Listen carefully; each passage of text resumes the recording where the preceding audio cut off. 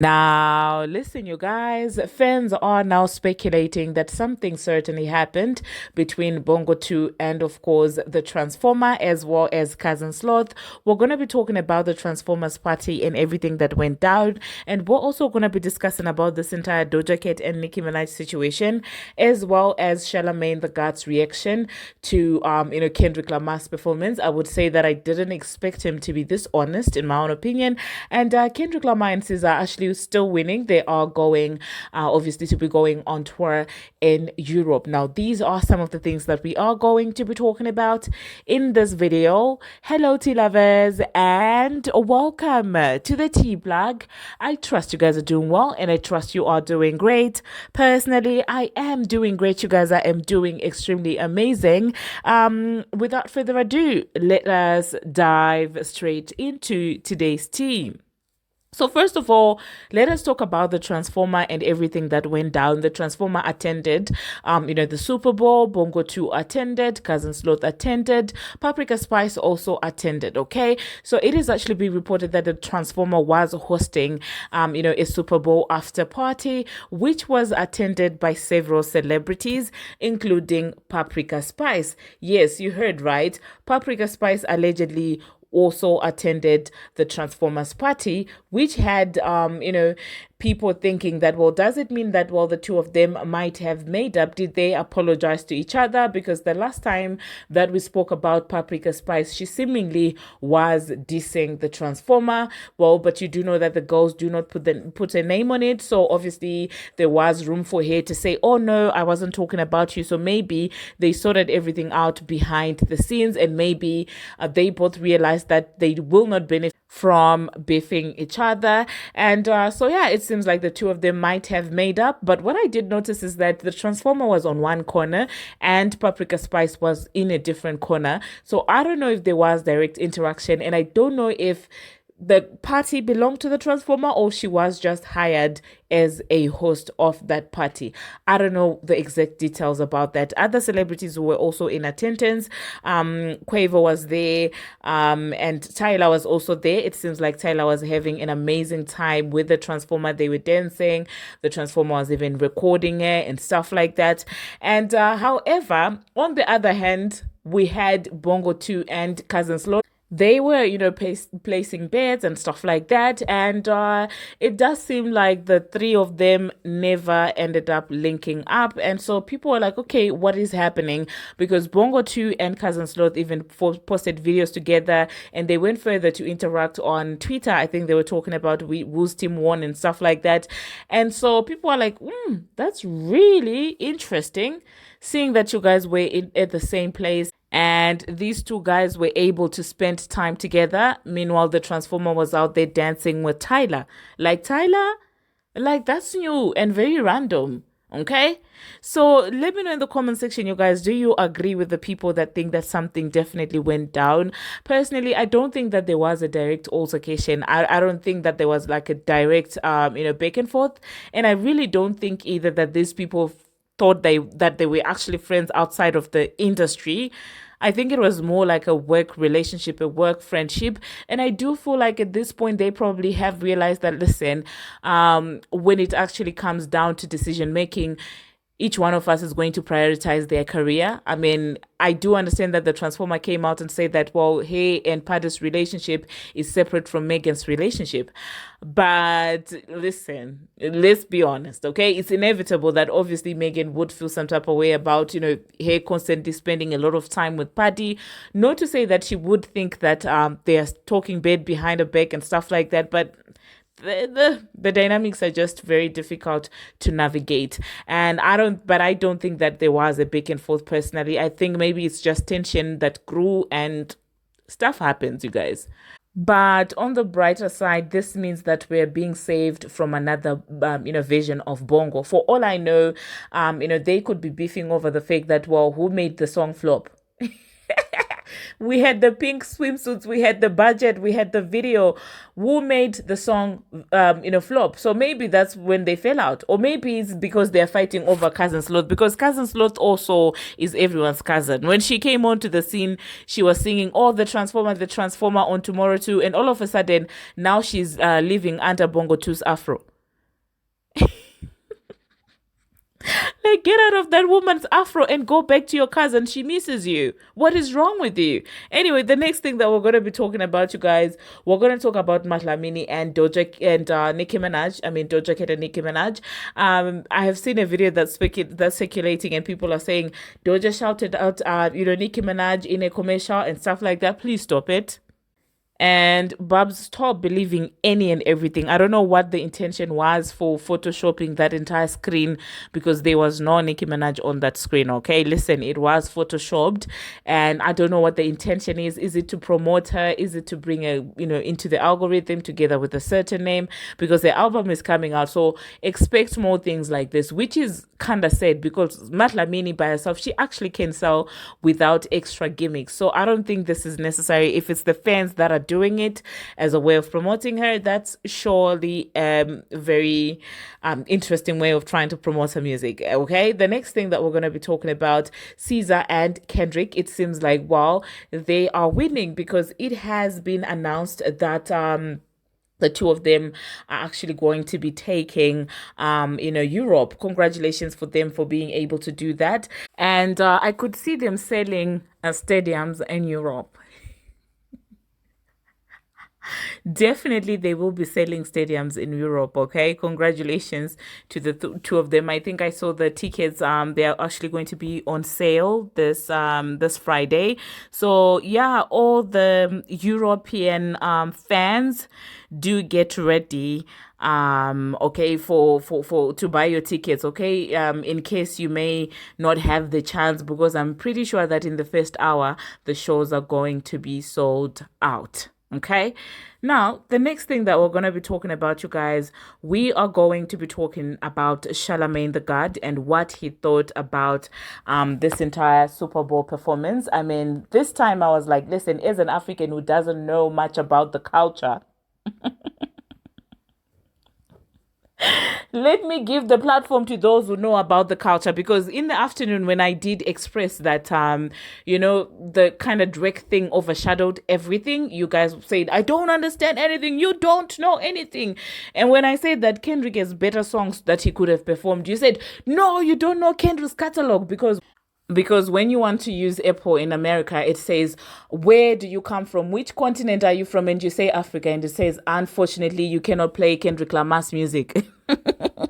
Unfortunately, you cannot play Drake's music because you are from Africa. You're just here to work.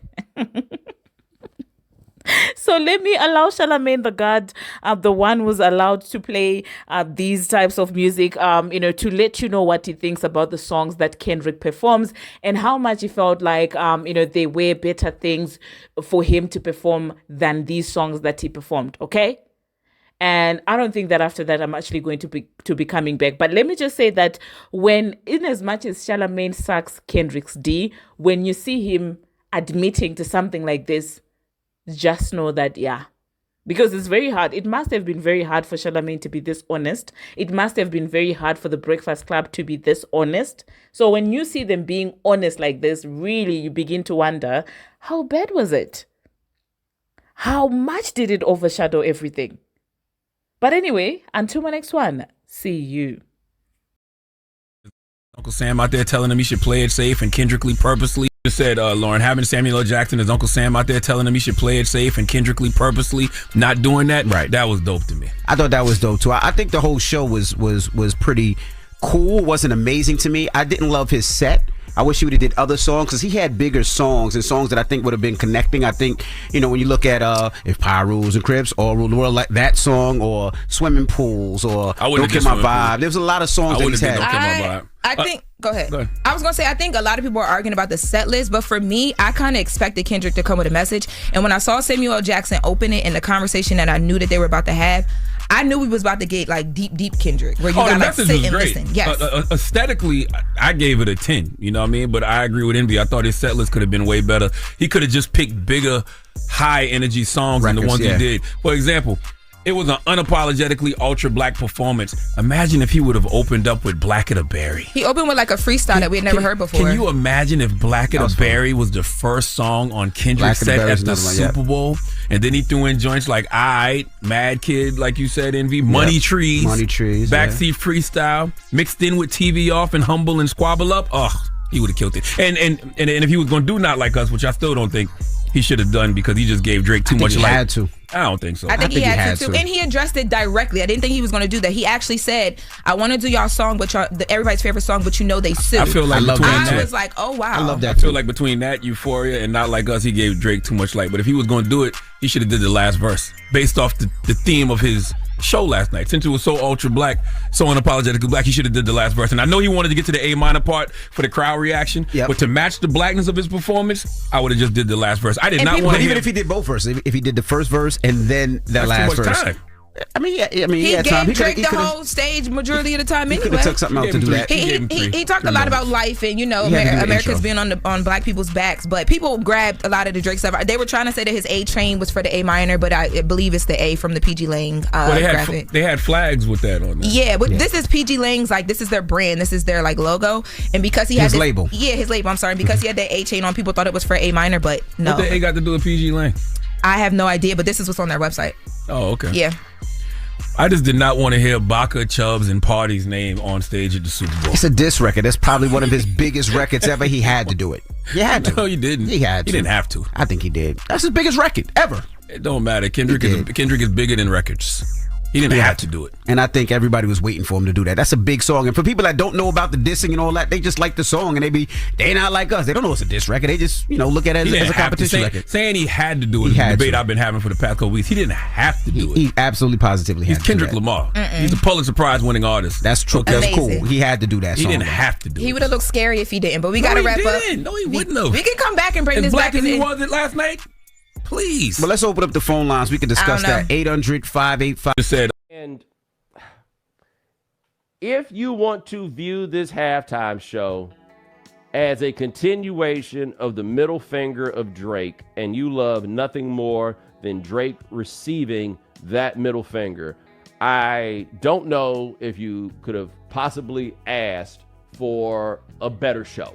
Like, he continued it to the point where I, and you guys know how I feel about this, I am like, okay, it's got to be over now. Right? Like, he did the game over thing at the end, and I'm like, okay, I've had enough. I don't think there's anything else interesting that you can do with relation to your beef with Drake. I think you did it. You played your song at the end. You had Serena Williams out there crip walking to it. You did the whole thing, right? You got it. You dropped the Say Drake, You talked about this cat thing about he want to sue you and everything else. You got all that. You demonstrated your defiance toward him in that moment, and you did that, okay? But if we're going to talk about the rest of the show, guys, I think that we can all be honest about this, okay? It reminded me of another Kendrick Lamar song that was not performed. I would say that the halftime show was all right. That was it. It was all right. It was a good show. I can't use the term that I want to use because y'all take it the wrong way. But, I'm going to say it. It was mid, right? But mid in the way those of us who used to have to deal with stems and seeds say mid, okay? It was a pretty good show. This is what it felt like to me, okay? It felt like a show maybe better suited for an arena in terms of energy, but it was a stadium show. I felt like I have seen Kendrick shows on award shows with like the Imagine Dragons behind him that I felt like had more energy than this show. I felt like the energy that he had when he did All Right during the G-Funk Super Bowl, I thought that had more energy than this. And so, yeah, we can talk about all these cultural elements. We can talk about all the Easter eggs that he had in there and all of that stuff, right? The thing about a Super Bowl halftime show for me is that it's supposed to be big. It's supposed to feel grand. And it did not feel grand, right? I think the Beyonce show at halftime on Christmas was more of the scale of what a Super Bowl halftime show should be than this one was, right? If you switch those shows, I think the Kendrick would have worked well for the Christmas halftime and the Beyonce would have worked better for the Super Bowl halftime because she thought in the grandiose level that you need, I think, to put on a Super Bowl show, which is grandiose by definition. This, to me, was not a grand enough show. It wasn't about the songs. And people are like, he didn't even play his hits. Yes, he did. Humble is his biggest hit. He played that. He played DNA, which is right up there. He played that. He made the decision to play the new album, which, by the way, I don't think I really blame him for doing, because I would imagine if he picked up any new fans in the course of the last 9 months, they would have been the people that was all over GNX. I don't love GNX like that, but it's not crazy the idea that he would play his most recent heat or what people think is his most recent heat. Yeah, all of that made sense in the song selection and everything else. I just felt like, you ever been to a party that just didn't have enough people?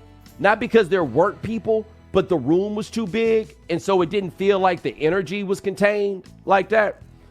That was what I felt like when I was watching it. So yeah, you can talk about how black it was, and you can talk about how he did it for the culture, whatever that means, right? You can get into all of that. In the end, I don't blame anybody who said that they felt bored by watching that show, because he did not carry it. Like, it was a little bit too cool.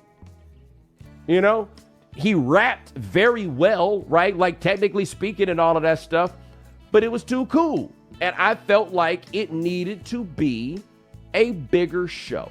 I wanted a bigger show. And quite honestly, I imagine the NFL and everybody else wanted a bigger show.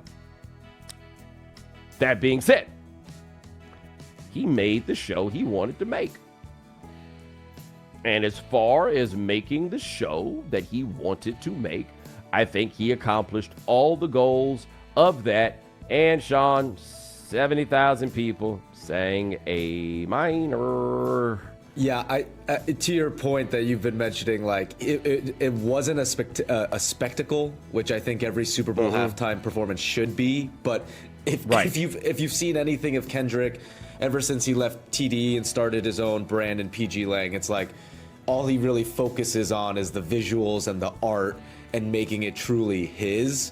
Which at the end of the day, like you said, it was, but you know, that A minor in the entire stadium probably is all you really need. Yeah, like people are talking about, oh man, it's the sound. My issue is not with how loud it was, right? That's not what we're talking about here. The issue is truly with the energy level, and like loud and energy. When I did that show on HBO, that was one of the things I had to learn, is that they'd be like, yo, we need more energy, and I would get louder. Those aren't perfect substitutes, right? Like those two things don't necessarily mean the same thing. What he did was what I always say about Ether. Ether, I thought Takeover was better than Ether for the longest, but Ether was for an audience of one, and it absolutely nailed and connected with that audience of one. And Kendrick was clearly talking to Drake. Sean, I was mistaken. I didn't realize in Australia it actually was the afternoon when that show was going on. So, you know, so he was very awake. Yes, he was wide awake. So what do you think? Do you think Drake watched it with a bunch of people, or he told people they couldn't watch it?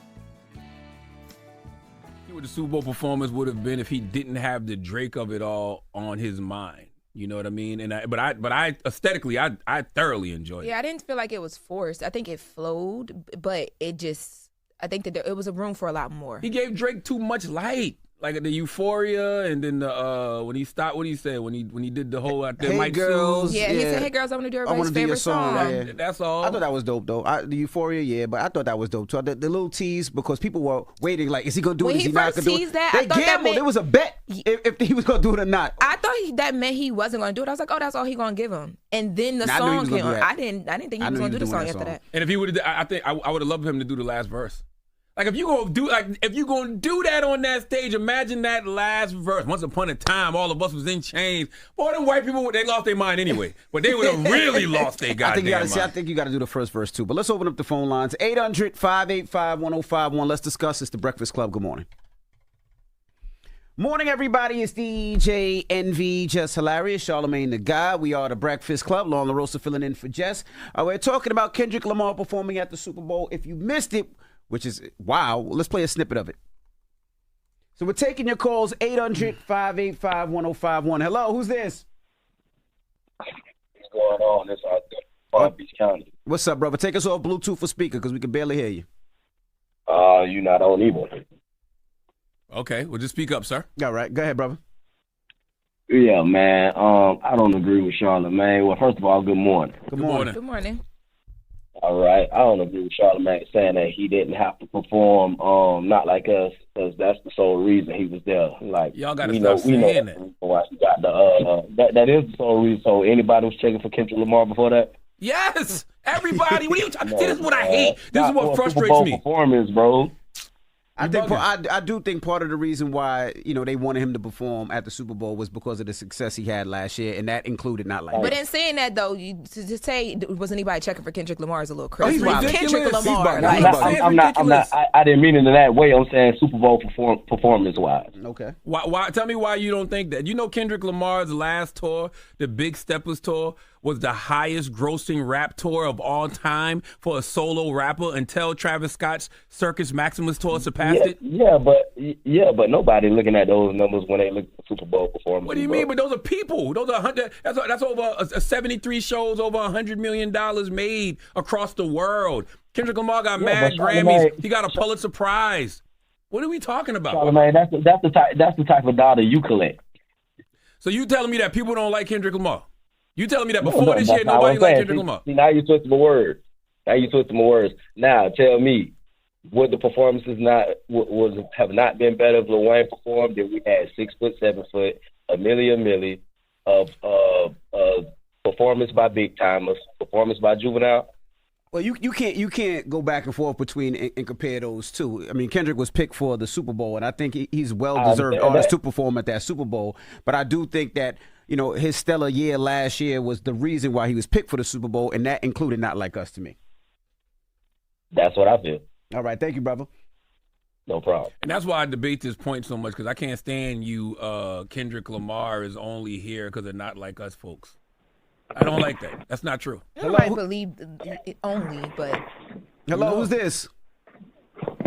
Hello? Hey, what's your name, bro?